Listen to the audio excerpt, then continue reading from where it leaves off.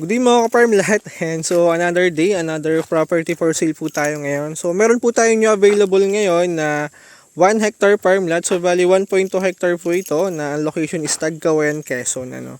So ayun mga ka-farm lot, bali dito muna tayo sa boundaries ng property. So bali ito yung boundaries niya. Ayan, so may puno ng mahogany. Yung mahogany ba? Kanino yan? Sakop? Sa atin? Sa kabila? Hindi ko basta Boundaryhan lang to yun, no? Ayan, so i-confirm natin kung sino ba may-ari ng mahogany na to, Ayan, so bali ito po yung boundary ng lot. And mula naman dito, abot dun sa may kotse. So nasa 70 meters po yan na frontage. Ayan. So along Barangay Road to mga farm lot. And may access na rin po ng electricity sa area. Ayan. So may poste ng kuryente. Ayan, perfect na perfect to mga farm lot kung naghahanap ka ng retirement farm. Ayan, so accessible yung property. Pagbaba mo ng sasakyan mo, so property na po So ayan, Barangay Road to mga farm lot. Ayan, so as you can see, hindi siya cemented pero pasok naman po ang 4 wheels even sedan mga farm lot. Ayan, kung mapapansin nyo, mababa yung service natin pero pasok naman po sa property. And ang good thing dito, although rough road siya, so matigas naman yung Barangay Road niya Ayan, so hindi naman siya nagpuputik pag umulan kasi may tambak po ito na graba. Ayan, so napakaganda po ng property natin ngayon. So platted to mga ka-farm lot. Ayan, mapapansin nyo naman po And may kasama na rin po itong bahay. Kasama na po ito. Sige po. Okay, so dalahan na. Ayan, may kasama po itong bahay. And hindi na rin liblib yung area kasi may kapitbahay ka na. Napakaganda po ng ambience dito. Napakaliwalas mga ka-farm lot. Ayan, so medyo madilim lang yung video natin kasi ang oras po natin ngayon is 4:20 na po ng hapon. Ayan, kaya medyo madilim na yung ambience natin pero still napakaganda naman po ng area. Ayan, so may kasama ng bahay, i-renovate mo na lang so pwede mong lagyan na second floor yan. So depende sa plano nyo. Ayan, so i-renovate na lang natin to and pwede nyo na pong tulugan itong bahay Ayan, so may kapitbahay ka na rin. Ito na yung boundary. Ito itong kasadang ito. Ito na ito yung boundaryhan. Okay. So ano ba yan? Nabili lang din nila? Kasi ba lang Oo, parang. Siguro nabili lang din nila to. Oo, nagpapagawa. Kasi pag tiga rito ka, hindi ka naman mapagawa ng ganyan kaganda At yung ginawa nila, mabilisan lang. Mabilisan lang to, setup. Nung pumunta kami, wala pa yan Oo, mabilisan lang to yung ganyan setup. Ano pa lang yung base pa lang. So bali ito po yung loob ng property. Yan, bali takaran pa lang itong mga ka-farm lot. So babago pa lang namumunga yung nyog. So kababaan pa siya Kaya matagal pa natin ito mapakikinabangan. Ayan. So napakaganda ng area. Pasukin natin. So platted to mga ka-farm lot. Ayan. So kapansin nyo naman. And perfect na perfect to for retirement. Kasi along the road, pagbaba mo ng sasakyan mo is property na. Yan, so accessible yung area. May distance po ito from National Highway. May ilang minuto ba ito, tol? From National Highway? Mga 20, 15, ganyan?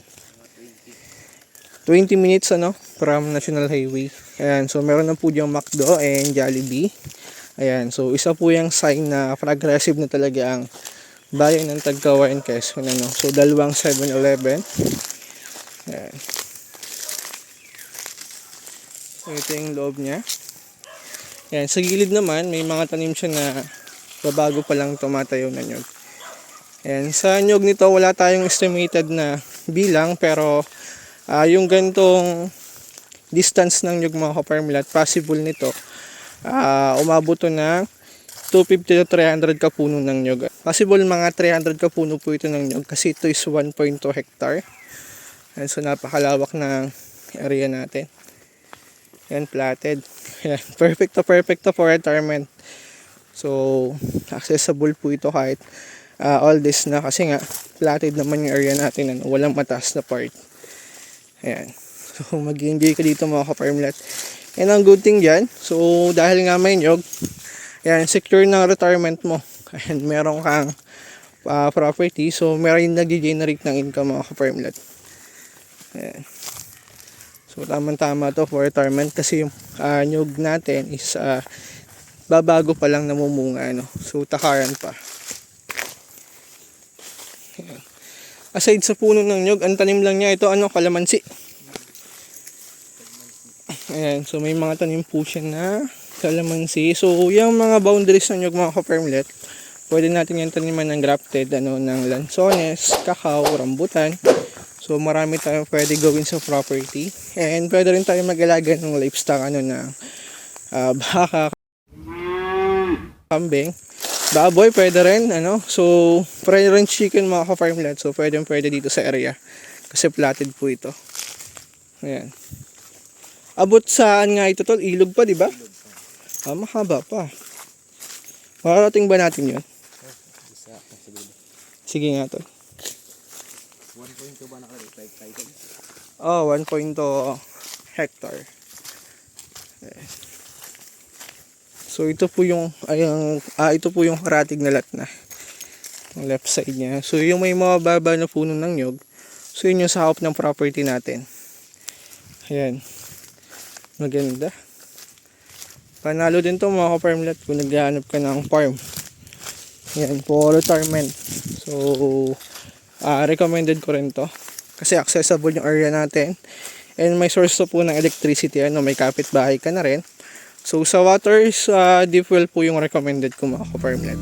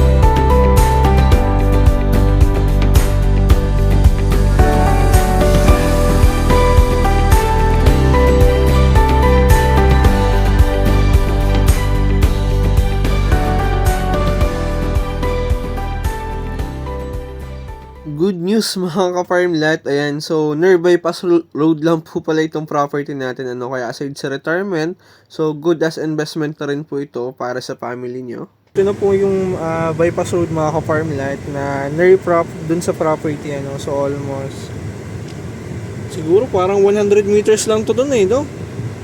Mula dyan sa so almost 150 meters lang po ito more or less mula dun sa property na 1 hectare. So bypass road po ito na ko-connect from Quezon going to Labo, Camarines Norte. Ayan. So exit po ito ng Labo. Po yung Saan? Tabing kalsada? Ito na. Ayos Sabi nga natin. Ayan. So may another for sale po dito na 10 hectare. Ayan, baka interested ka. For investment, tama ito. Sige, tara, baba tayo. Napakalawak po ng road dito. So, not sure lang mga ka-farmlet kung 4 or 6 lane to, pero possible 4 lane yan mga ka-farmlet. So, bypass road po ito ng from Quezon going to Calabo, Camarines Norte. So, napakalawak nito mga ka-farmlet. Napakagandang investment po nito habang hindi pa tapos yung development sa area. And napakamura lang nitong mga ka-farmlet. Ayan. So, 10 hectare farmlet po ito. Ayan. So, dito mag-start yung property natin. Sa tapat ng poste na yan. And dun sa unahan ng poste na yan. So, yan po yung frontage ng lot natin. So, napakalawak. Almost 150 meters po yan, more or less. So, napakalawak po ng frontage nito. And napakaganda ng area natin, mga ka-farm lot. So, Banayad Hilly lang po ito. Wala diyang mataas na part, So, ito lang yung taas ng... so, ito lang yung elevation niya, mga ka-farm lot. So, ito lang yung taas ng property. And after naman yan, Banayad na pantay na po yung taas niya, So, napakaganda po ng area natin. So, hindi natin papasukin muna yung loob kasi dito pa lang naman sa harap, makakabivisualize na yung loob ng property mga ka-farmlet. Ayan, so, takaran pa lang po yung nyog nito. Ayan, kung interested kayo. Perfect to, mga ka-farmlet for investment. So, soon, pwede mong i-develop yun na business lot, or pwede mong gawing subdivision, mga ka-farmlet. Kasi along bypass road po ito. Napakalawak ng frontage, ang lawak na access mo.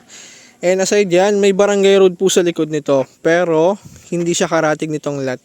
So, may isang lot na daraanan. Pero barangay road yun mga ka-farmlet. Ayan. So pwede mo rin tong gawing parking space or restaurant soon. Or pwede kang maglagay dito ng gasoline station if operated na tong bypass road na to. So ito na yung possible na maging access road ng from Quezon going to Bicol kasi ito po ay bypass road, mas malawak yung daan dito. Possible ito na yung maging main road ng from Quezon going to Bicol. Ayan, kasi napakalawak po nito. So bukod pa to doon sa expressway mga ka-farmlet ha. So ito ay bypass road lang ng from Quezon going to Labo, Camarines Norte. Ayan. So napakalaking development po nito sa Tagkawayan. Kaya hindi ka rin magtataka kung bakit mataas ang zonal value dahil sa dami ng development. Isa na dyan yung mga farm to market road, bypass road, and soon yung TR5 po Manila Bicol Expressway. Isa yan sa dahilan kung bakit biglang tumaas ang zonal value dito sa Tagkawayan, Quezon. So ang good thing mga ka-farmlet, yung price po ng property natin is under pa rin sa zonal value So mas mababa pa rin yung presyo ng lot natin compare sa zonal value po dito sa Tagkawayan kasi ang along bypass road po dito is nag-range na ng 3.5 per square meter or more pa So nakaraang taon pa yun mga ka-farmlet. Not sure lang ako kung nagtaas na ulit ng zonal. Ayan. So napakamura lang ito mga ka-farmlet. Huwag nyo nang palampasin. So perfect na perfect to for investment mga ka-farmlet or soon pwede mong i-develop yan.